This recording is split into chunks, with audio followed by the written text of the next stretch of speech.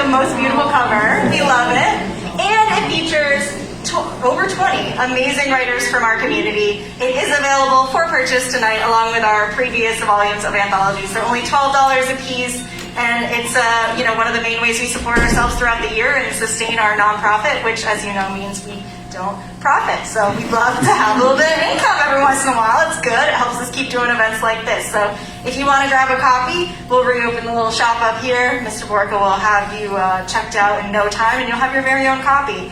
The cool thing about this anthology is that every year we do it, it features work from anybody who has read at our open mics in the past, normally a year, this time 2 years, in our past events. It's not competitive like a lit mag where you can get rejected. This is a yearbook where everybody who submits gets at least one poem published because we want to celebrate this community, the diverse voices that come here and make this space so special. So thank you all for continuing to come and show up and make this space what it is. It's all about you. I don't do it alone. So I've been sappy. We got that part out of the way. I'm going to be back to being jazz hands here in a second. Like we do. But of course, a few little house rules.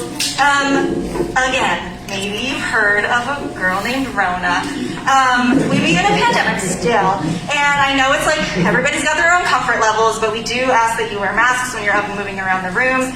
And if you're interacting with a new group of people outside of your bubble, just because not everyone is at the same level of immunity as you and level of comfort as you, and it's just about respecting people, that's what it is. Believe what you want to believe, but at least let's respect each other. Let's be kind. Let's make this room a wonderful space to be. Another thing to bring up is that you might notice the amazing Dakota at the back bar. Give it up for Dakota.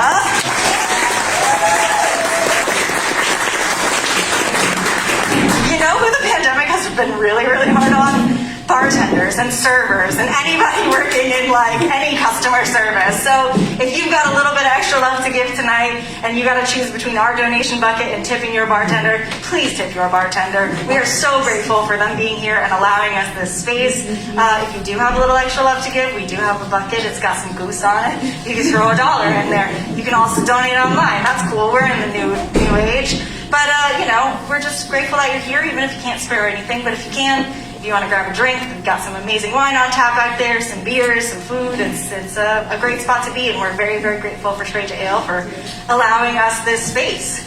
And the last thing, because we actually have a really full open mic list, which makes me very happy, so I want to get to it. Just keep in mind that you do get 5 minutes up here on the mic. We want to give everyone equal access to this microphone. So don't be disrespectful, don't go way over time, because then that makes us have to awkwardly slow clap at you while you get off the microphone. I hate doing it, but people think I'm good at it, but maybe I'm just naturally rude. I don't know. Maybe it's the way my mama raised me. I don't know. We'll see. But that's about it. Are you ready to start your open mic? I'm not even going to ask it, guys. That was such good energy. Please welcome up our first reader of the night, Sam Mitchell.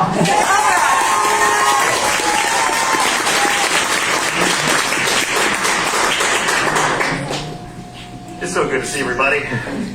I can't work this thing. Hold on. Doing great. Yeah, it'll happen. All right. It's been 2 years and a lot of new faces here and a lot of old ones. I just want to say it's good to see everybody. All right, this is the story I have in the anthology. My only first-hand experience with childbirth before 2012 had been in my garage as an 11-year-old. I sat with my dad's dog, whose name I don't remember because there had been so many. She was in labor with her first litter, and as I stroked her head to keep her calm, I kept repeating what any caring and sensitive child of 11 would say to a dog giving birth in the family garage. Good girl. Come on, girl. You can do it. So it shouldn't have come as a surprise that when I used the same lines during my wife's labor, good girl. Come on, girl. You can do it, girl. My left hand rightfully received a crushing squeeze, and I was given the worst side eye of my life. There have been expectations with childbirth, like I expected to be ready to support Regina, having taken several birthing classes with her. No one warned me that I shouldn't try to calm and comfort her as I would one of my dad's many blue ticks. But any uncomfortable missteps were soon forgiven as we witnessed the best of humanity in the form of a baby with a mop of brown hair, blinking eyes, 10 fingers and 10 perfect long toes like my own. We all have expectations, or at least things that we have grown used to. The sun rises and sets. Your parents will always be married, and Santa Claus is real. Well, my mom was always home from school in the summers, as she was a teacher, which was good. She and I were the two in the family of three that were most alike. And we could have easily passed as siblings when viewing our first grade school pictures, and we in a similar fashion. Mom became our toy department and places I didn't want to visit, like fabric stores, and to my grandparents' house up the road within walking distance. We would talk the entire summer nights and walks, much how I now talk with my own son. The only gap was when my dad came home, because then it was time to hear about his day at the mill. And in the summer, after second grade, Mom had begun laying the clues out to help me deduce that there was no Santa. And as a teacher, she had seen the torment that came from being a child who held on to myths too long. So in the midst of drawing and talking that summer, I looked up and blatantly asked if there really was a Santa, and Mom gently replied, "No, your father and I are your Santa." Proud that I had put the clues together correctly, but still exasperated, I then said, "Great, I guess you're going to tell me there's no Easter bunny either." And she smiled and playfully asked if I still believed in the tooth fairy, to which I replied with only an eye roll. Unbeknownst to me, Mom had been married before. And instead of finding out by accident by her family, she decided to get in front of a potentially upsetting discovery. She started dropping the clues again in conversations so that I could unearth and digest this new news more easily. It was about a man. And that Santa was real and then he wasn't. This man was non-existent and then he was. And I don't quite remember the details of the exact evidence she presented, but I put things together quickly enough and asked her the question that I was led to. "Mom, were you married before?" And she gently replied, "Yes." I dared not ask any further questions in fear what other truths might be waiting to wrestle me away from my completely comfortable world. My concrete foundation was beginning to feel rickety, but in that moment, a seed of wonder and doubt had been planted. I walked with my heart in my head to our backyard kennel, thinking this could explain things. I loved my dad, but even at 10, I felt a bit disconnected from him. Maybe biologically, I wasn't his. So I saw Dad and nearly cried thinking that he wasn't mine. A day before my 30th birthday, Dad shattered his leg in a horsing accident. His recovery was slow, so I moved home to help physically take care of his collection of animals instead of Mom, who was still working at the time. His hygiene became somewhat lacking due to being immobile and due to a mounting depression. I came into our living room one evening and noticed him reclined on the couch, his unadorned feet hanging off the armrest. "Dad, do you need me to cut your nails?" "No, I got it," he said.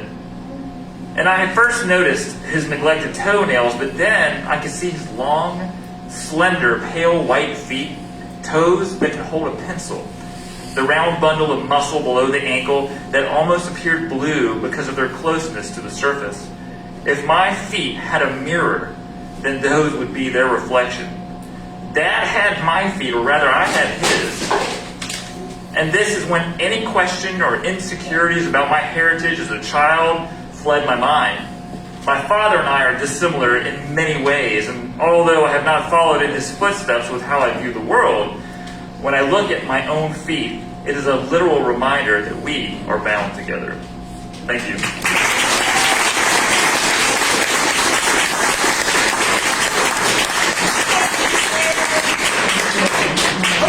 This is more difficult than normal. We gotta loosen that. You're too strong. Thank you so much for sharing, starting us off strong. If you like that story, you can read it in the anthology for just $12 simple dollars. You can take home your own copy. You can even get him to sign where he wrote this little book. You can. It's very cute. We do a lot of signing. It's like a very sweet little yearbook. We often write notes to each other. It's kind of adorable. We're a very adorable community, and now you're part of it. Haha, you can't back out now. Please welcome up our next reader, Sandra.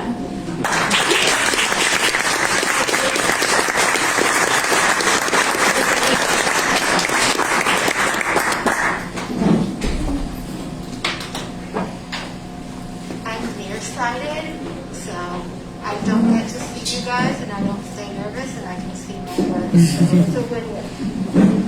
Can you hear me? Can't hear you back here. Hang on. Let me fix this. Hang on.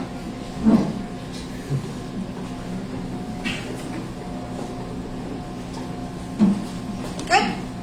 No, buddy. Better? Okay. I'm going to read two pieces for you today. Yeah. This first piece is not titled.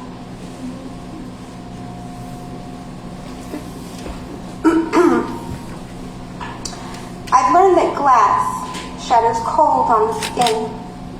I've learned that honesty is just a word. I've learned that too few of us know the value of childlike innocence. I was taught an eye for an eye, although to me it looked more like no mercy. How can mercy be weak? How is virility stronger than integrity? I've tasted blood. It tastes like warm metal. I've seen a man die, a man who was shown no mercy, perhaps deservedly so by rule of law, but how can justice come from the mind and not the heart? How are we not devastated when a criminal dies, as we are when a child dies? How do we proudly seek revenge? This hurts my heart. Why do we teach our precious children to fight? How do we learn not to destroy ourselves? I've seen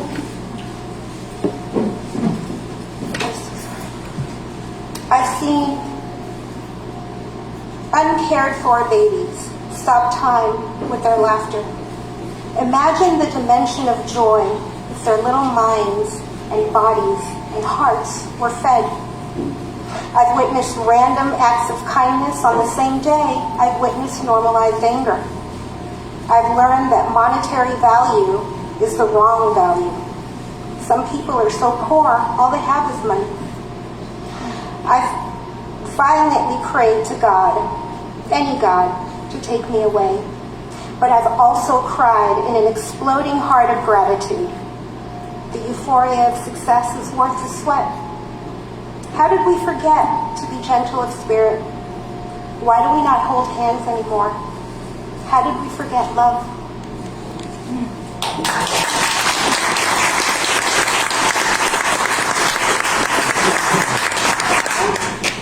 I have one more, and this is titled Stardust.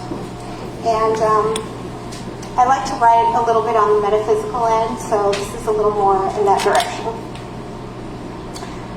I sleep with eyes open, so I don't miss a shooting star.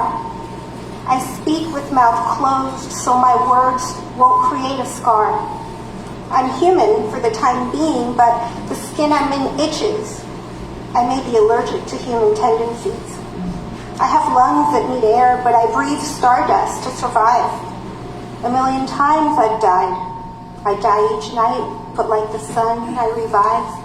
Inebriated with light, drunk from synthetic ambrosia, yet savoring each bite. From the start, I knew it tasted false. And a voice with a pulse pumping reality said, there's nothing outside your head worth believing. There's nothing outside your head at all. I see you fret and fuss over what you think is correct. No farther from truth could you have leapt. Play with the wicked tentacles dancing in your brain's hell. It's a mirage powered by the energy you dispel. Your risen flames will burn cold when you take hold of the power you harvest, but have yet to mold. It's time to unfold.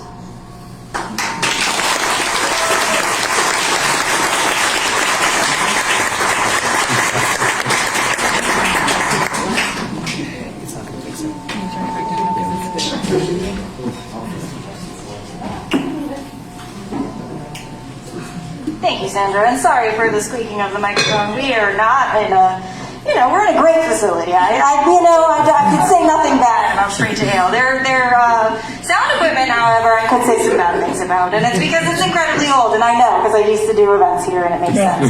So, we get by with what we have. But, Sandra, your pieces were absolutely fantastic, so thank you again for sharing with us.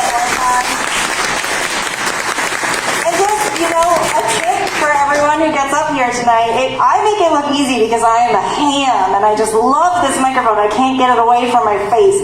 When you get up here, just imagine you're me and just get real close to it, because I do sanitize it between each and every person so I know we're in a weird time, but you can do that. We will make sure everyone is okay, okay? We've got your back. We want to make sure that everyone can hear you because you worked hard on your writing and we want to be able to share it with this audience. So please give it up for our next reader, M.D. Smith.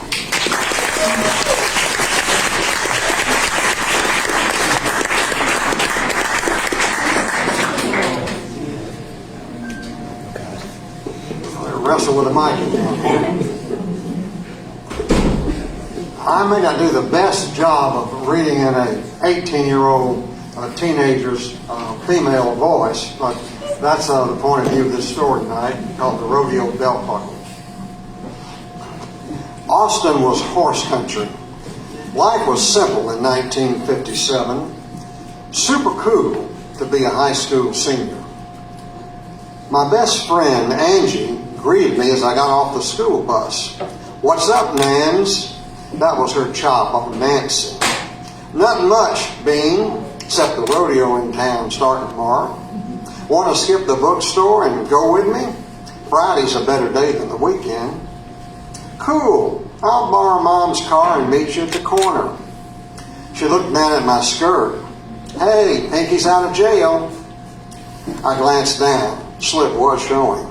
I scrunched it up under my belt. Should have worn a shorter one. The bell rang and we headed inside where it would be Antsville. "Oh, look at the riders." Angie pointed at several young guys in the cowboy hats, long sleeve shirts, boots, and chaps over their jeans. "Hard flutters," she patted her chest. "Yep, they're hunks," I said, "but some are stuck on themselves. They talk about the ribbons they won calf roping and bronc riding. But I like those big shiny belt buckles." I motioned towards some cowboys near us. "Let's walk around, but careful of the apple butter those guys will be spreading around." With full skirts and blouse tops tucked under wide leather belts, we put a bit of hip swing in our walks as we strolled around in our saddle Oxfords. A couple of whistles made us smile. I paused for a moment to look around. That's when it happened.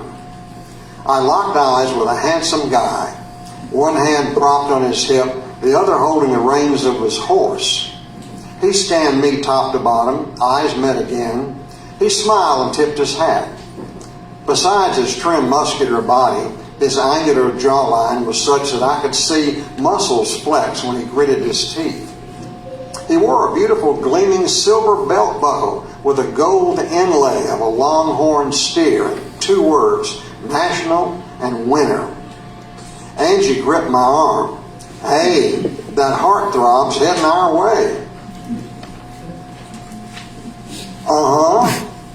He kept control and eye contact as he led his horse toward us. I nervously tucked some of my long hair behind my ear. "Well, looky here, two beautiful girls. Any greasers here with y'all?" I shook my head. "I'm Luke Walters, down from Abilene. And you're?" I felt my heart pound, staring at those brown eyes. Oh, he'd asked a question. I snapped out of it. "I'm Nancy." I snatched a breath. Angie's hand squeezed my arm. "Oh, and this is my best friend, Angie." "Mighty pleased to meet Miss Nancy and friend." He held out his hand. I didn't usually meet boys this way, but I eased my arm out, palm down. He placed his fingers sideways under mine, kind of like he was going to kiss the back of my hand. He shook it gently up and down several times. My fingertips could feel callous bumps, but at the same time, an electric feeling spread into my arm, something I'd never felt from a guy. When he let go, he looked at my friend, tipped his hat, and said, "Nice to meet you both." Angie squeezed my arm again and let go. "I was about to get a bottle of Coke," he said, "relax some before competition starts. You want to join me?" He pointed toward the concession stand and the tables. Once there, Angie saw a guy she knew and left with him. I talked with Luke for the longest time. When we parted, he held my hand with both of his and said, "You're great. We have a lot in common. Wish I didn't have to go ride a bronc, but it's time." It was exciting watching the riding and roping, and once near the end of a bronc competition, Luke got tossed right at the buzzer and landed face down in the dirt. He didn't move. 2 other cowboys ran over to him. I was relieved when he stirred and they helped him up and out of the fenced area. I met him behind the fence and put my hand on his shoulder. "I was worried about you." "Well, darling, thanks for caring, but I'm a tough mule and hard to kill." He said he had to get back and wanted a kiss for good luck. And before I could even respond, he leaned and gave me a peck on the cheek. My face warmed immediately. I can't lose now. See you at day's end. We got together that night, all the next day, and went to a barn dance Saturday night. Late Sunday, it was time for him to leave. And with his older brother and father, I watched them pack up their gear. He took me off to the side. "I hate like hell to be leaving you, darling, but I'll be writing you regular, and I won't forget you. Here, I changed out my championship belt buckle for a plain one, and I want you to have this one and keep it for me until I see you again. Will you do that?" Was he kidding me? My heart was about to explode, triple its speed. I looked down into his gorgeous eyes. "I will." It almost felt like I was saying a wedding vow. He left with my address in his pocket. He never wrote me a single letter. I couldn't write him. He was traveling. Weeks turned into months. Nothing. I'd attached his belt buckle to my bedroom mirror and polished it morning and night and thought of him many more times than that. I thought he was the one. 3 years later, looking for my grandmother's brooch in my mom's closet, I found a shoebox full of his letters. My father had told my mother to burn them. He didn't want his daughter marrying a rodeo bum, but my mother couldn't bring herself to destroy them when they came in the mail. I've moved on with my life, but the belt buckle still shines on my mirror. I wonder what and if he thinks of me.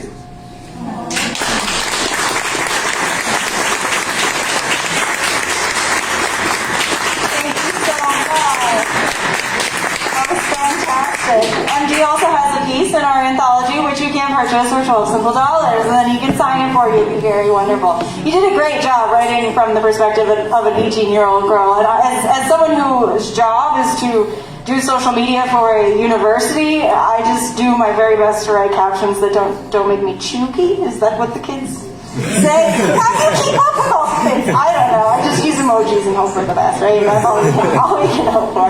All right, our next reader, also featured in the anthology, one of my favorite poets on the freaking planet. Please welcome up Dee Marie.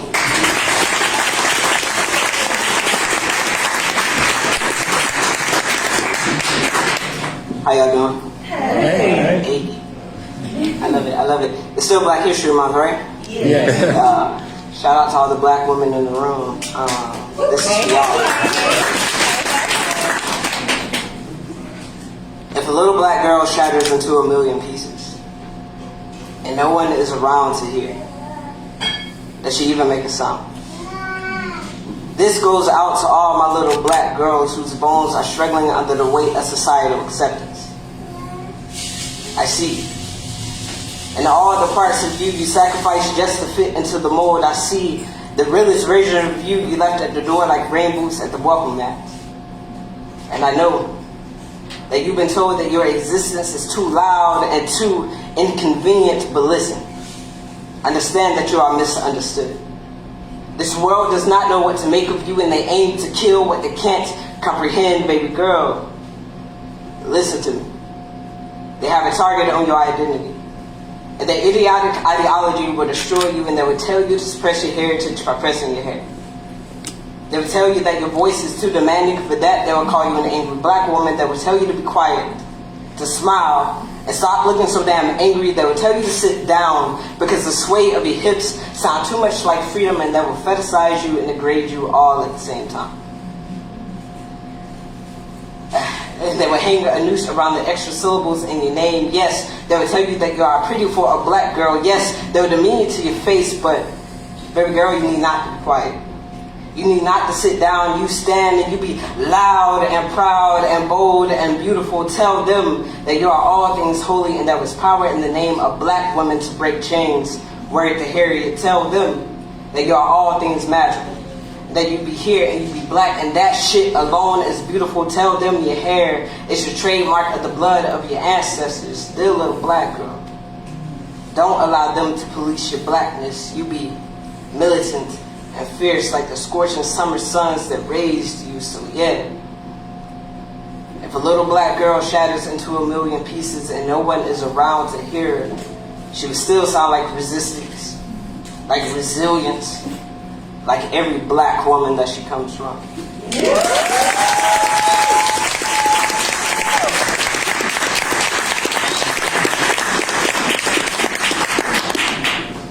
This next piece is titled The Sun Said, and I would like to dedicate it in memory of a dear friend of mine. His name was Brian the Voice Porter Hawkins.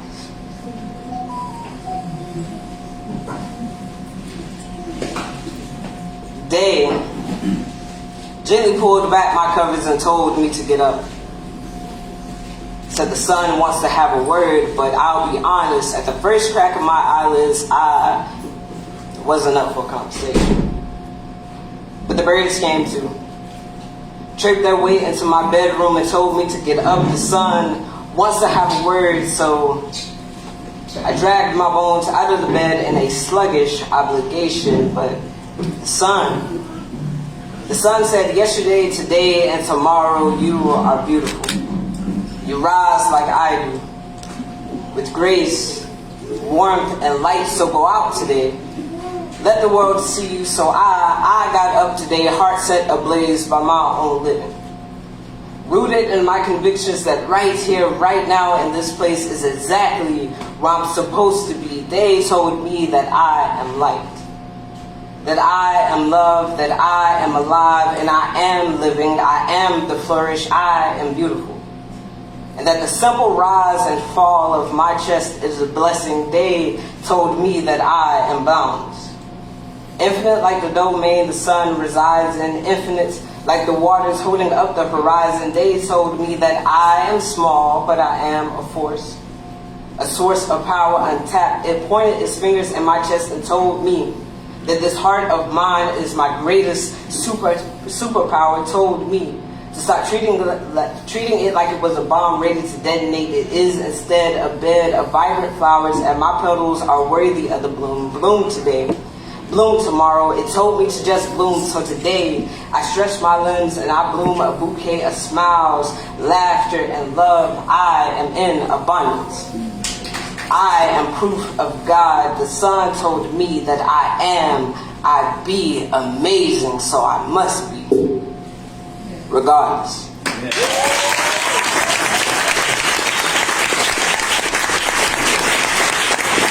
you so much, Steve. Both those poems are in the anthology, and you are going to want to get their autograph for those poems because they are going to be famous one day, mark my words. Truly amazing work. Also, fit check. If you like that sweatshirt, you can get one from Dee Marie. It's like it's a whole thing. You know, it's the vibe. You like it. From the poem, you know, read tonight. You like it. All right. Next up, I got to introduce him as our new member coordinator, who's going to tell you more about membership with Out Loud Huntsville. Please welcome up Sam McCall.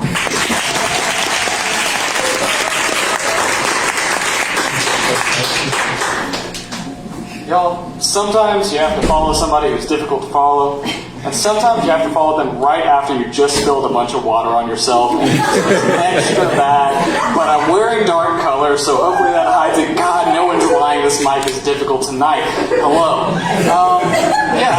So I'm gonna, before I talk about being a member, which I will talk about, I'm gonna do a poem that's actually an old poem, but I've edited it a bunch of times.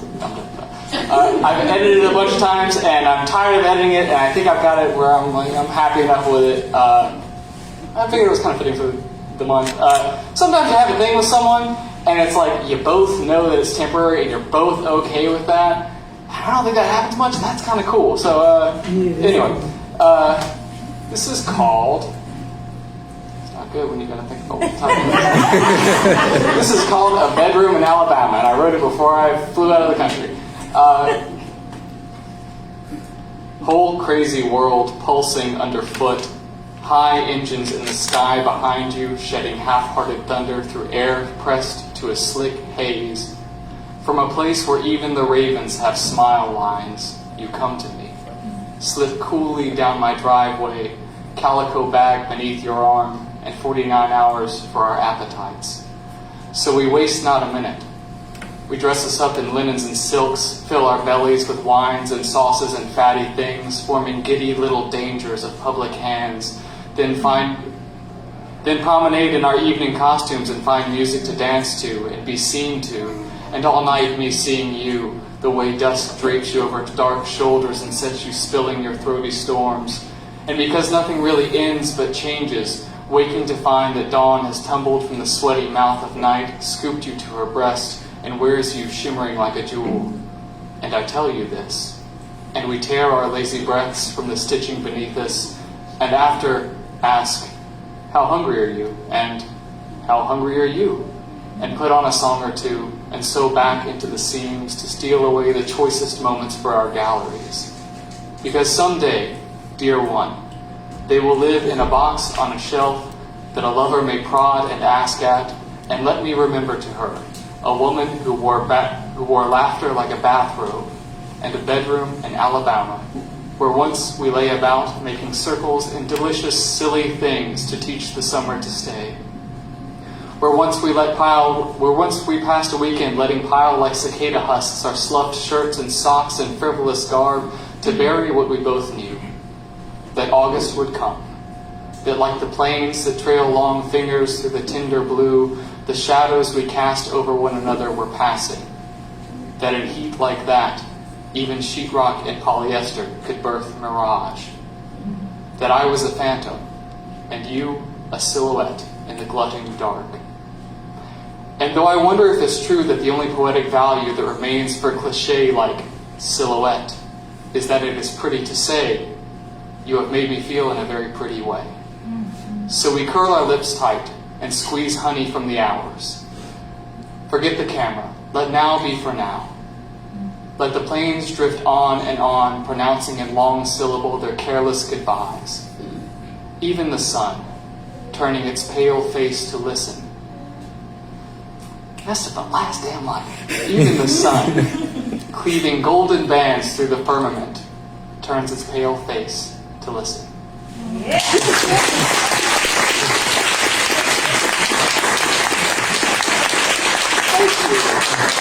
And now, let me tell you about being a member of Out Loud Huntsville. We have endured some changes over the COVID times, but as you can see from this full room and this full list of readers, we are back at it, and we are kicking butt.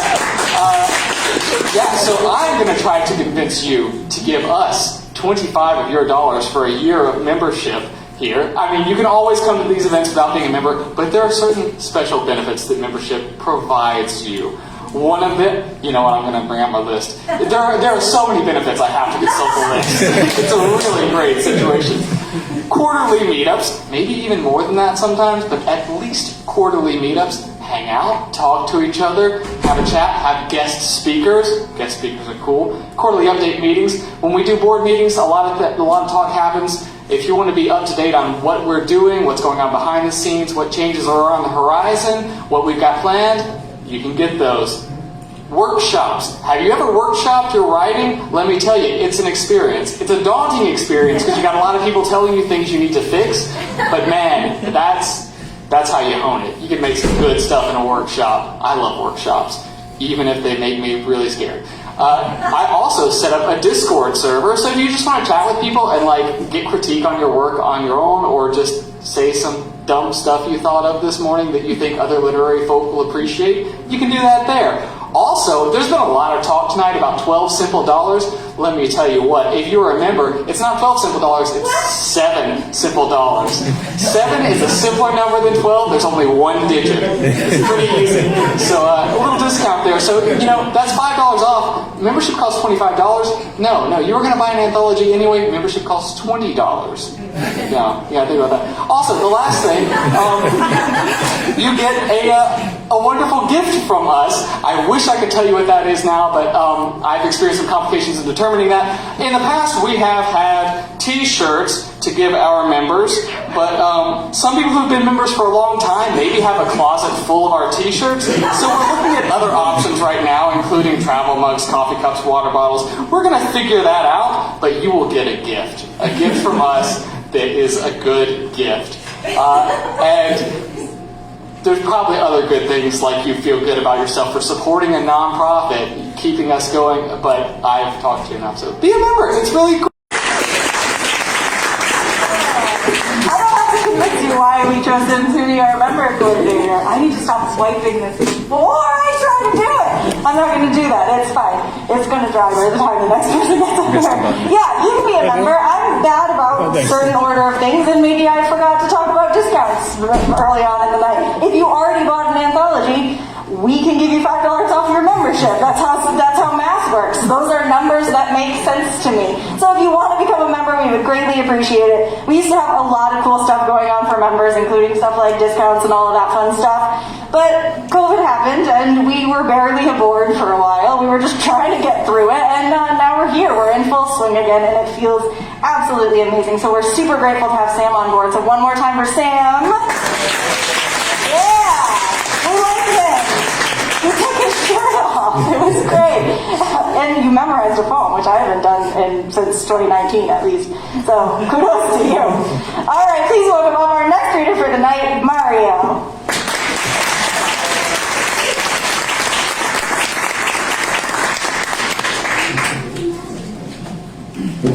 Hello everyone, how are you guys? Hey. Good. So I'm in the book, I'm in the thing, which is, it's super weird to say that because I only started writing last year. It's really cool to just see it there. So thank you for that. I also recently started an Instagram page, so if you do like my writing, I post it there. MarioRevecchio.poetry. So yeah, I'm gonna read 3 poems.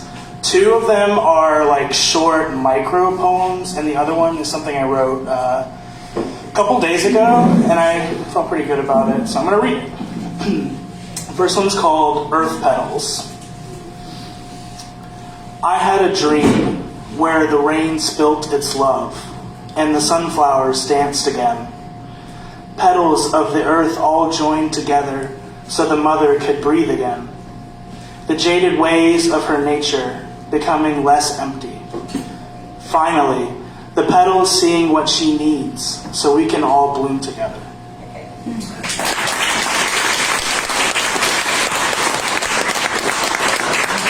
Next one is called Psilocybin Sight. There we go. It's been a while since the last time my mind went out to sea. Let the earth's electricity have me over for tea.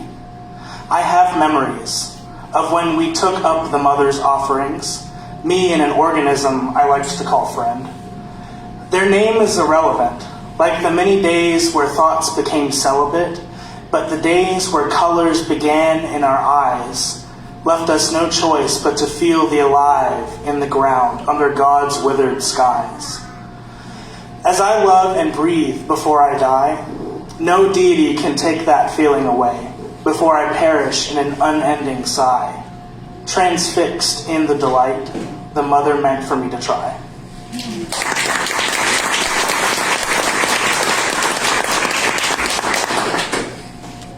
Right, this one is called Today I Was a Dream.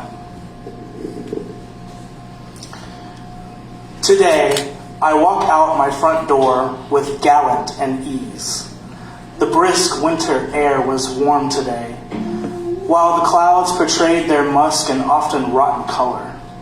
I like when clouds are like that. It feels like somehow the world is letting me know that it too has off days. Today feels different though, uniquely unusual to me.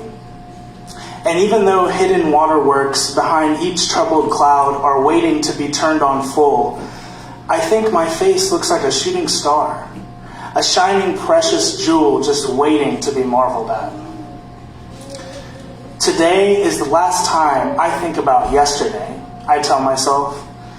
Reckless and excited, the look in my eyes today has this sparkle in them, almost as if to say, look in my eyes today, flirt with me, world.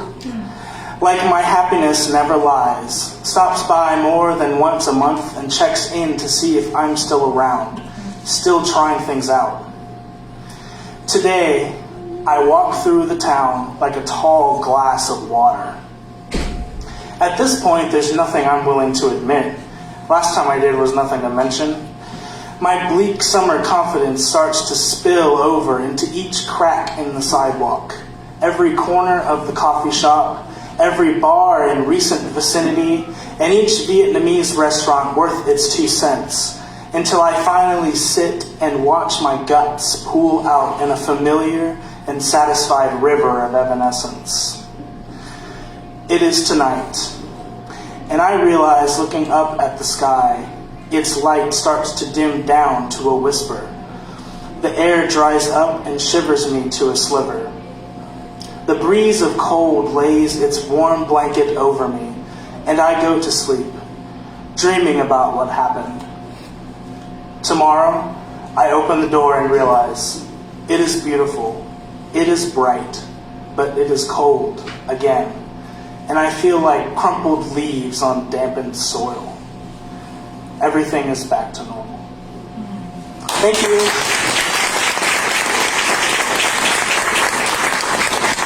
Thank you, Mario. That was absolutely fantastic. If you like Mario's work and you're like, I would love to follow Mario on Instagram, but I have no idea how to spell that last name, you know what you can do? You can buy the anthology, then you have a point of reference for the last name. It's only $12 simple dollars. Also, okay, maybe I plugged that too much. Maybe it's time for me to plug something new. If you like his poetry and you're like, how do I follow him on Instagram? You can follow Huntsville on Instagram, and we posted a picture of one of his poems today, so you can find him that way. And then you'll be following your favorite local literary arts community on the interwebs. We're on Facebook, we're on Instagram, we're on Twitter.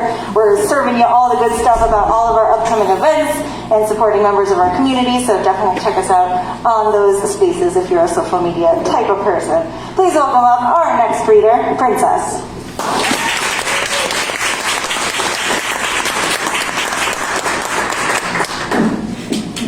Hey, so like weird fun fact, I accidentally became an ASMR streamer in between the last event and now. It's been weird. It's been really weird. So anyway, I'm going to be doing 2 pieces tonight, parts 5 and 6 of the series I call My Mind is a Nightmare. This first one is Catoptromancy.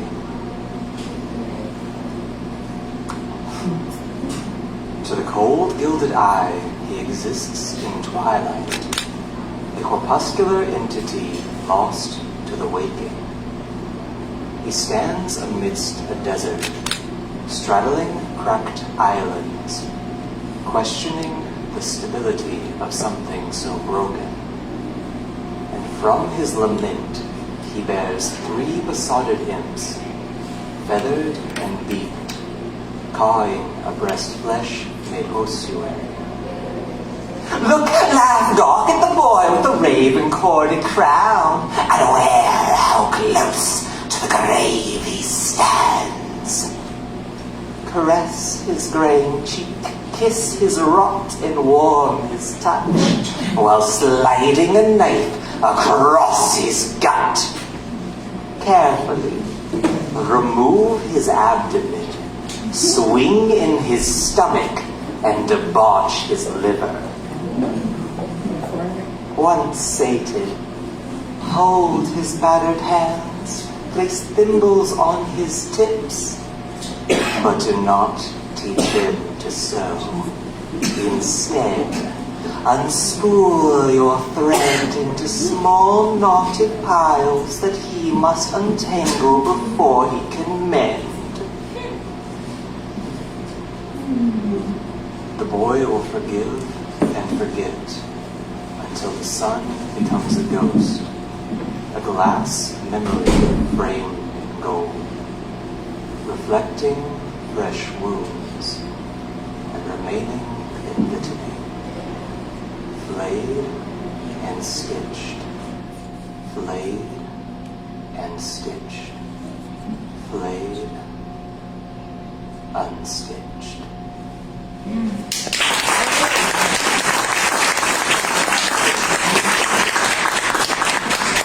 And the second one is called Aloof, and it's actually like in an anthology, so you know, like check that shit out.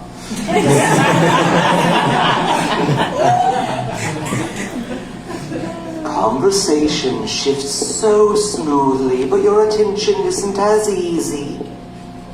Are you listening? They ask. But you aren't there. You are standing in a swamp considered by 1,000,000,000,000 porcelain stars. And if you squint just a little, they sparkle. Freshly cleaned and serene, content distant toilets listening in the darkness. You wonder if the swamp is also a toilet as you gloop yourself free from the guck at your feet and notice a lone looking glass within reach. You stare into the glass and a vignette plays out. A lone man stands beneath a flickering street lamp.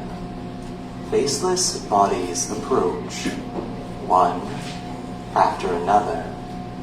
The man reaches into his jacket and passes each a languid heart.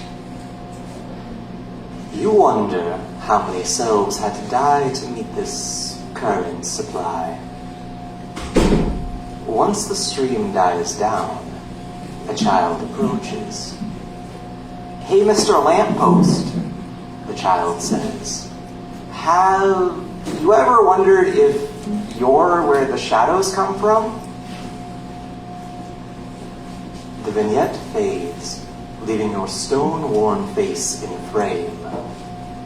"Are you listening?" it asks. But you aren't there. You are standing on a street corner beneath a lamppost. You are a statue. You do not have a plaque. You are nameless. You are a statue. The light overhead flickers out. You do not notice. You do not have eyes. You are a statue. Are you listening? Thank you.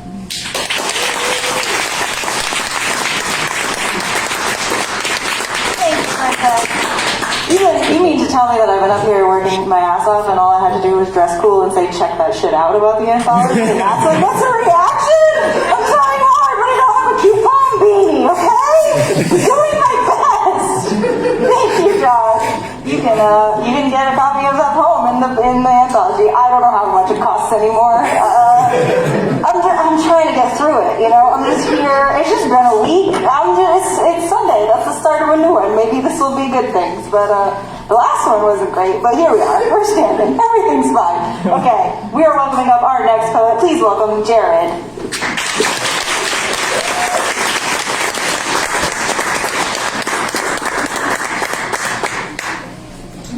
Hi, everybody. Hey. As usual, it is always a pleasure being here, and thank you so much for this space. I love you.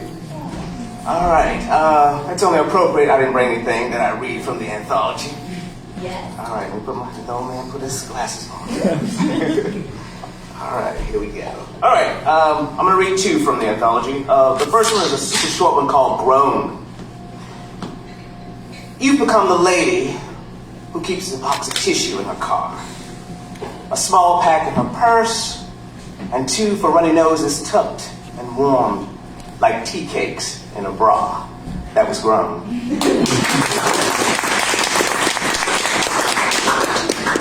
The second poem is entitled Old Big Name for Paul Mooney, 1941 to 2021.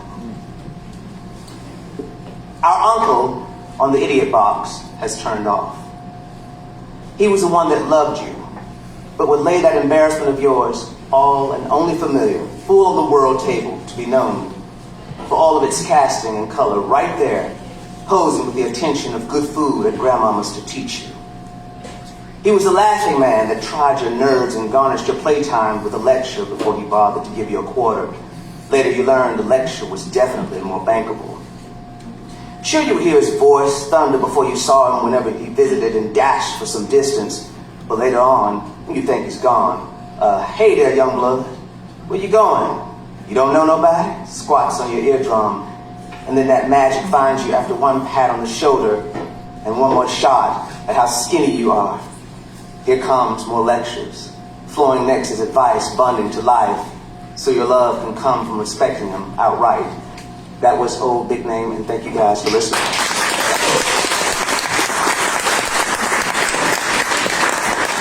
It's always so good to hear from you, Jared. I've missed you dearly. It's so great to see you. Yes, it feels so good to have you back. We love it. We love it.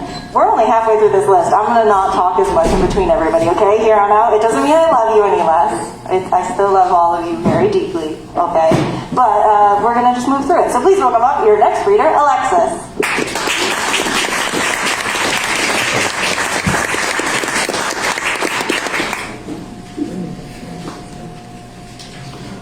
Hello, I'm Alexis. I work next door. I make coffee there. Also, the book thing. Yeah, the book thing. The book thing. Music study. I'm going to read a couple of really short poems.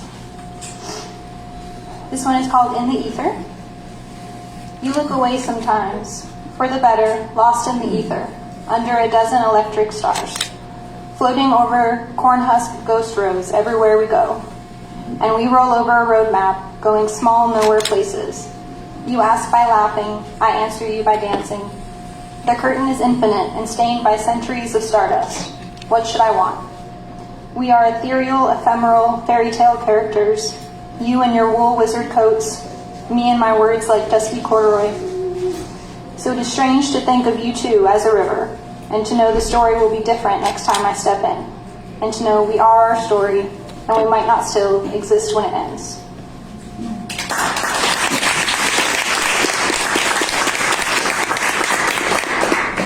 This one is called, Does Anyone Love You? Go through it again. Who loves me? The ones I pushed away, the ones the farthest away, in every way.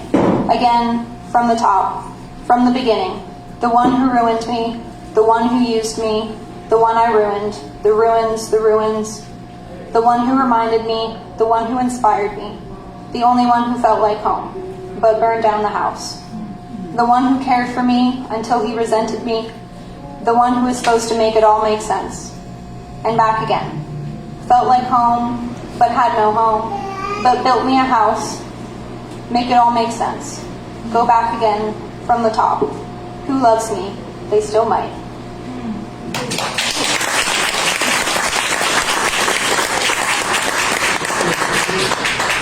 And then this one is called Animal. Wondering if I were an animal, would I fly or would I burrow? Am I the kind to hide or to show, to nest or to go? Do I move? Is it too slow? That prism of color was an archer's bow to the ocean spray arrows, reminding us a full rainbow grows in just our bone marrow, that everything is inside of everything, and that we are each alone.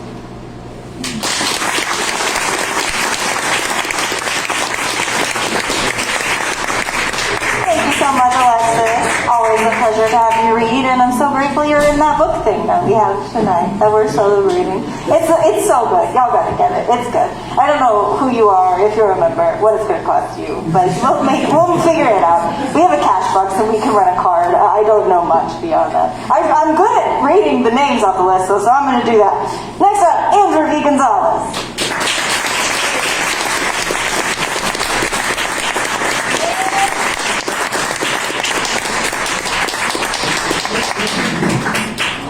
Sorry, everybody, I didn't think I was coming up so soon. I'm going to read a few verses from my journal about the first time I attended one of these events. It's observations 24, verses 5 through 15. Okay. I ate at Hops and Guac. Very few people there. I loved it. I was able to eat inside safely. Rain was outside. I ate with complete serenity. It was the kind usually present after a hard day's work. I'm not certain why it found me.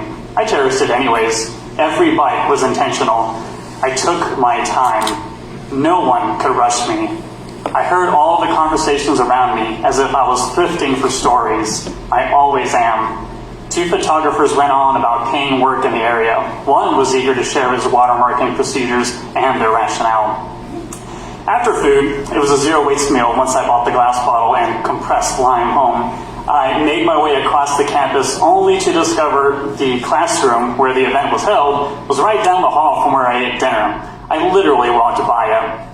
I entered to find a very intimate setting with tables grouped for 8 in some sections and 4 for others.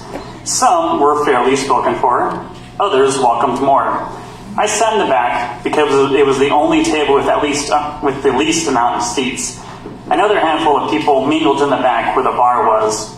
Stools offered additional seating there. A lone microphone stood at the front beside a masked gremlin. It was the confirmation I looked for, and I sat and made myself comfortable. I observed the characters around me.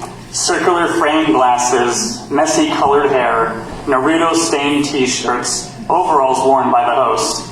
The walls may have had mirrors all about. I think most else, aside from a wooden accent wall, was black. No, it's not black, it's gray. I wasn't too anxious. It faded away when a stranger approached me. He was a masculine type of guy with short hair and a purple cup for the alcohol he drank. It may have been water. He asked if it was my first time and if I wrote. I answered and asked the same. He had been before. Songwriting is his outlet. I told him how much respect I had for him and that craft. It is not easy. It led us into a short conversation about writing and how we do it. I invited him to my table once the event went underway. My guest snuck a peek at his Tinder account for a brief moment before putting his phone away. Comrade.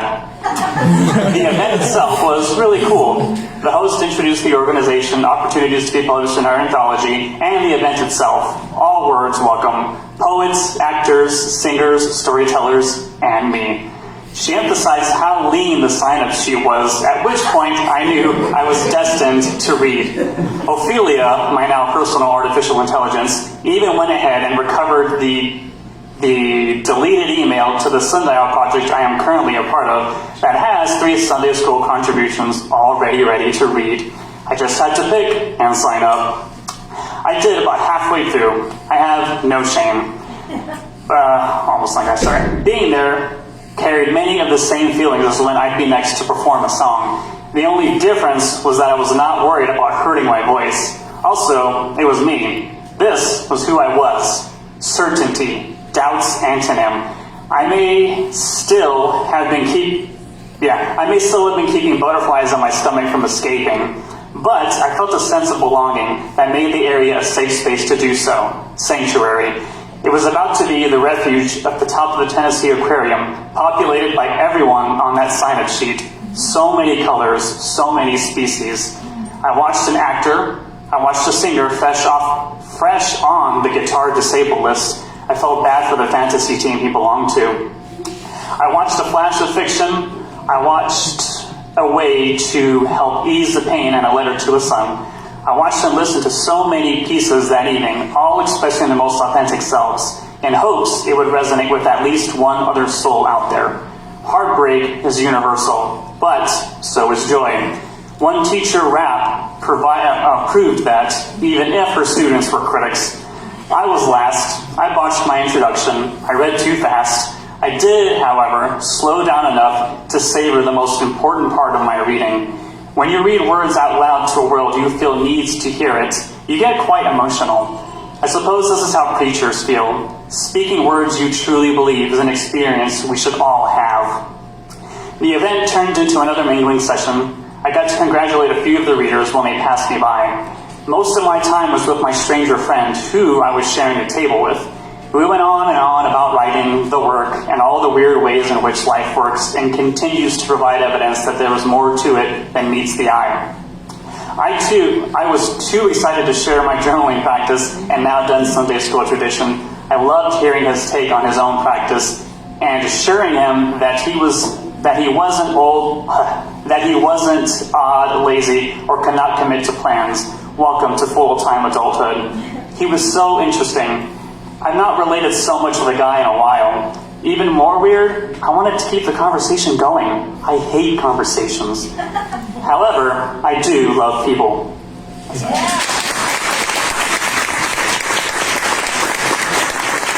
That was so wonderful, Evan. That makes me so happy. A thing to keep in mind as we go about this night is that the anthology encompasses, you can submit anything you read in the past year. So anything you read tonight that wasn't published in this past anthology, you can submit to the next anthology. And I think that journal entry would make an amazing addition to our next year's anthology. Yes. What an amazing capturing of this space. I was laughing my ass off over there because if you weren't at that event, you had no idea that we had a literal gremlin statue with a mask on it, but you said a masked gremlin to the side stage and I started dying because I was like, what, people are going to think it's me. That I'm the masked gremlin. But then you brought me up with the overalls, which I appreciate because that's my true form, is in overalls. It's just how I belong. Thank you so much for sharing that. Please welcome up our next reader, the amazing Frankie Allen.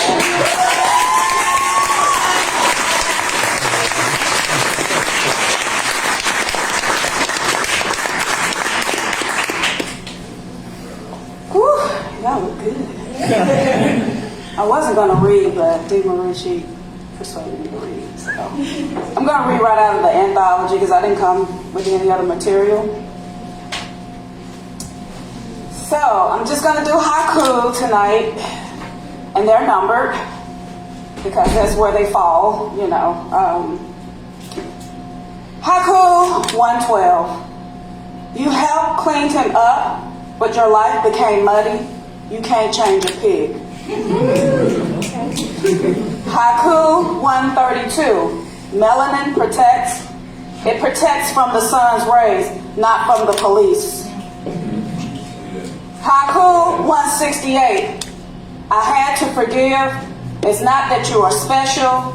I did it for me. Haiku 382. The world is a stage with too many performers with poor acting skills.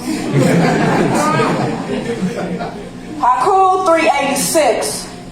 They can see Elvis, spot UFOs and Sasquatch, but can't see racism. Haiku 407. Strapping, handsome man gives you sex to remember. You won't forget AIDS. Thank you.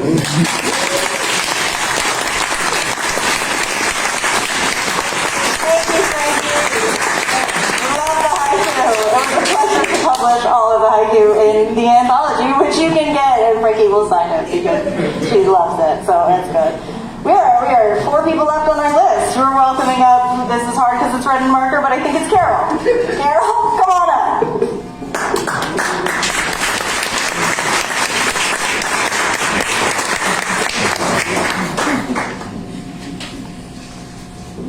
When I was an English teacher in Florida, I wrote a poem, and students told me, Miss Johnson, my name at the time,